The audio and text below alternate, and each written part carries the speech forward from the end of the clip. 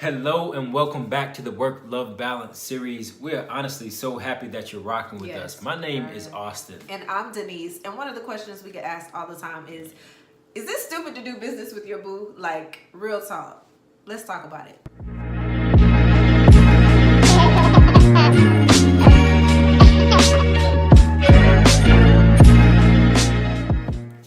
All right, so the question is it stupid to do business with your boo?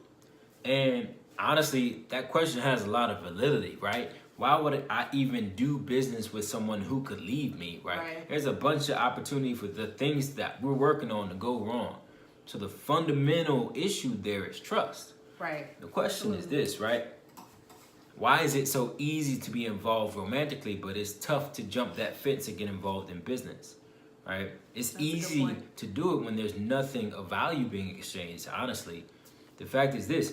You'll trust someone with your body, right? You'll trust them not to turn into Freddy Krueger in the middle of the night and kill you while you're sleeping, but you won't trust them with $10,000. Right, which is crazy. And I think that a lot of people in relationships don't have enough conversation about trust when it comes to finances. So, for example, Austin, I know that I can trust you. If I give you $25,000 and I say this is for a business venture, can you trust your partner to take that money and actually do what they say they're going to do, when they see the money? Because a lot of times people really act totally different, different. when there's money involved. So having those open dialogue conversations about finances and trust. So it's not always about, I think we put a lot of emphasis on, are you going to cheat on me? Are you going to be faithful? Right. But we don't put enough emphasis on, can I trust you to pay, for this project or this and that. So just make sure that you're having those open conversations about your finances when you're dealing with your boo in business. Absolutely.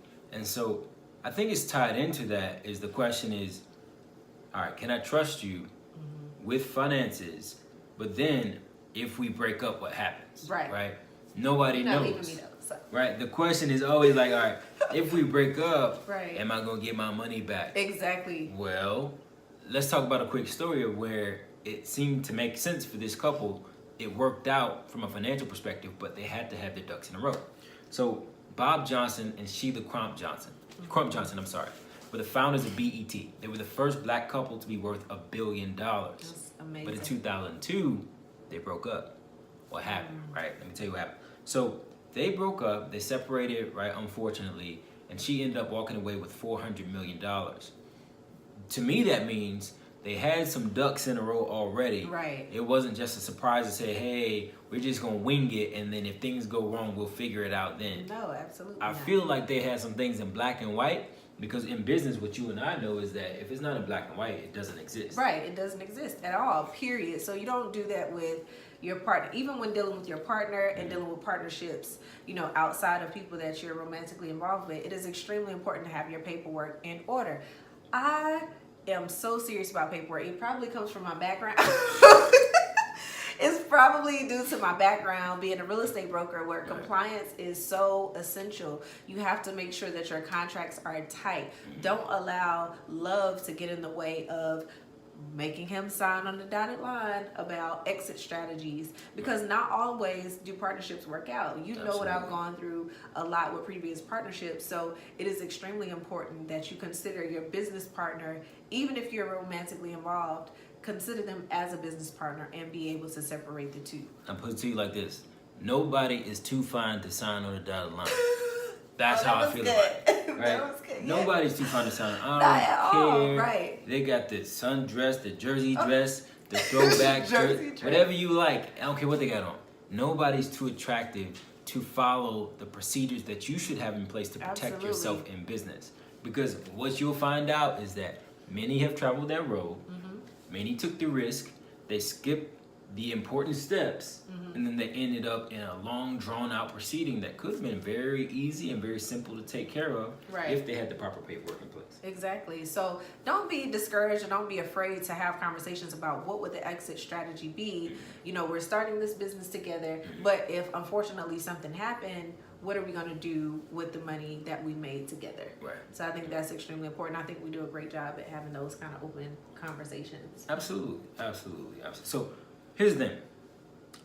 One of the things I think about when we have this conversation is like, all right, you're in a relationship and there's money involved, automatically the next thing that people jump to is like power couple. Right, right. It's a buzzword. Everybody want to be a power couple. Right. I don't hear it care all the if time. I dribble basketballs in my backyard for a living and you make rubber band crochets on the side of the road. Like, it doesn't matter. We're a power couple. That's what everybody believes, right? Right. I think it's on a pedestal and it's probably a little bit misplaced.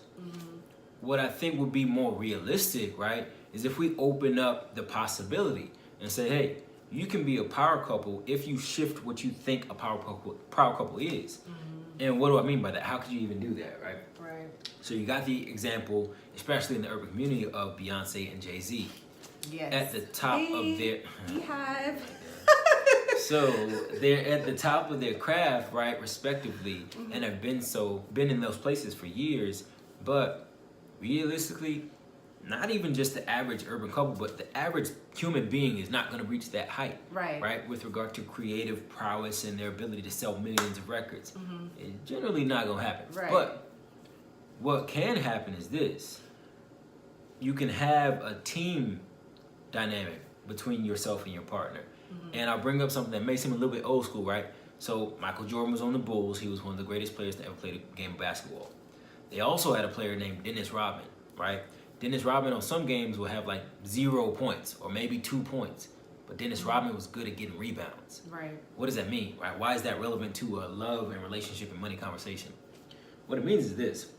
You got to have role players, right? Right. If you guys have a common goal and different skill sets, it actually benefits the partnership. Absolutely. Right? Because I think sometimes synergy is more important than having two superstars fighting for attention, fighting for opportunity, right? Not able to cede the driver's seat, right? Think about if a race car had 2 steering wheels and 2 people in it. It's tough to get to that finish line. Absolutely. Right? But if you're willing to say, hey, I'm tired, can you drive for a little bit? And that other person kills it while they're in the driver's seat, that's a completely different dynamic. Yeah. And so I think that's part of what we should look at when we're looking at, hey, how do you become a power couple? It's like, how do we create synergy using our skill sets to reach a common goal? Because when there's alignment, right, that harmony creates such a strong effect, right, pushing you all forward, that it's nothing that anybody can do with it. Nobody can stop you at that point. Exactly. I think that vision is so important, and you have to be on the same page with your vision. You need to write your vision down. You need to make it plain. You need to make sure that your partner is on one accord with your vision. She said write it down. Because exactly, you have to write it down. You need to write everything down. It goes back to compliance, organization. You need to make sure you have it written down. Share it with your partner. You know, we have weekly calls with each other. If we're not together, we're going to call each other. We're going to get on FaceTime and write down our goals for the week. Even doing simple things like that to just make sure that you're in alignment with your goals. Obviously, you're 2 individuals and you're going to have separate goals, but at the same time, the things that you're trying to build together, use your skill sets to be able to merge the two so that you can really build an empire. I think that's super important. But one of the things that I found, you know, just inexperience in dating and relationships, sometimes ego gets in the way of being able to really, really grow. You mean I don't know everything is what you're trying to say. Exactly. You don't know it all, but I know it all. That's 0% accurate. Right. For the people that are watching. That's 0% true. Anyway. Yeah, so I think that we do a pretty good job about being able to play the position that's necessary at a certain amount of time. So I think that's amazing. So let me give you a quick example of that, right? So the woman that I'm dating, the gorgeous, right? The wonderful, the intelligent, right? Denise Williams. Well, she is from a little bit different background than I am, right? Exposure means a lot and it shapes who we are. So she may be from a small country town. And so when we're Hinesville, stand up. Absolutely, man. Okay. Can you point it out on the map if you can? Wow, so you trying to get petty.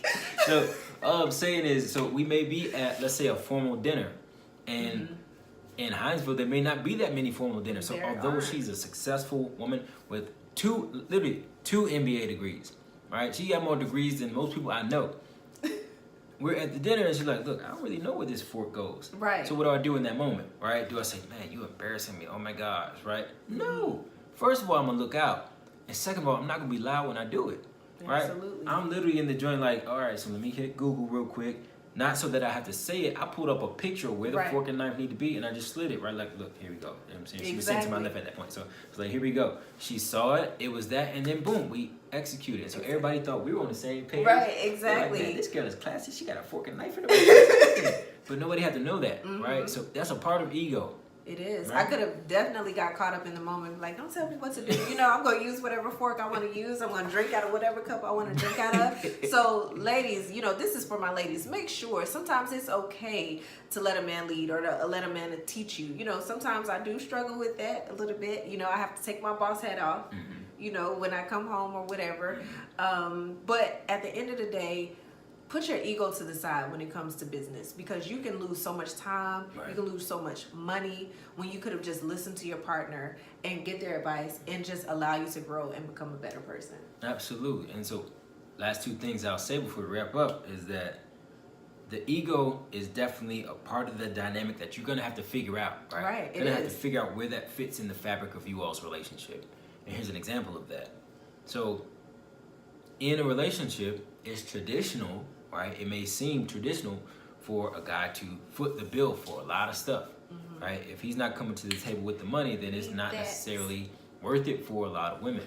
But in business, it's a little bit different. So it's not he's so romantic that he paid for all our marketing. Right. That's not really how it works, right? Yeah. There has to be some sort of equity. Otherwise, you're just carrying a really, really heavy partner, a heavy liability. Yeah, right? and it's okay. Like, you know, I don't mind. Right. She don't have to You feel know. like I'm cute, so he should be paying So for it. right, exactly. That's how it It's goes. totally different in business. Now, when we're on dates and all of that, like Right. I never have to pay for anything. That's just something he won't even allow. But when it comes to business and we're building something together, Right. if you both want equity in the relationship, you can't have expectations for one party to do more than the other party. You really have to be all in, you know, 50-50, 100-100, however you like to split it up. You both have to be all in on what it is that this is going to cost. You know, be able to put your money up and to really make things grow. Absolutely. So, you know, I appreciate the fact that I have a partner that's willing to pay for everything if I need him to, but at the same time, I don't feel like it's right to necessarily take advantage of that. Absolutely. And then last thing. So, guys, right, I know it's typical for us to be both alpha male and on top of things, and we honestly don't need correction ever. That's just how it is. Right? Wow. We don't need to be You as scratched bossed that up. from the video. But here's the thing. I have this thing. It's a part of who I am, and I've been this way since I was a child. I have pictures, literally. We call it resting. Rest in business face. Yes. So that is one area that I'm so happy that he has allowed me to help him grow in, because he has this serious face. I mean, if you're watching and you know Austin, y'all comment below, because y'all know that he is not the most personable person. They don't look. Sometimes I am, but in some meetings, I literally will skip the introduction. Yes. Like I've literally been in meetings with her with someone else, and I've skipped the name part of the meeting. He doesn't even ask, like, what is your name? And I'm Nah, like, let's babe, get to you it. can't do that. Where the numbers You at? can't, right. So that's where the balance comes in, Right. to be able to listen to your partner and not, you know, take it offensively, but Right. take constructive criticism. Like, if we're in a business meeting, you need to make sure that you introduce yourself, let them know a little bit about you. Right. You cannot just go straight to business. That's not how you build Right. successful business relationships. So again, it cost you time and money, and I need my coins. I don't have time for you. Absolutely. Costing money. Right. Just because people don't know that I'm nice on the inside. I really am. I promise you. You are a sweetheart, babe. Absolutely. So this is what we're gonna do. We're gonna finish up. We're gonna wrap it up like we always do with our motto, right? Work is what you do, Love is why you do it, and it is possible to have balance if you build with the right partner. All right. So now it's time for us to spread love by giving some cash from our love bank. Right. So we're gonna give you all a chance to win $50, and all you have to do for that chance to win is tag 5 people, follow our IG, and subscribe to our YouTube. Subscribe right It's that now. simple. Within the It's next really 24 that hours, simple. somebody's gonna get some extra money in their bank Yes, account. we will announce the winner in 24 hours. So make sure Absolutely. you do those 3 things, and we look forward to seeing you guys again next week. Thank you so much. We'll see you next week. We out.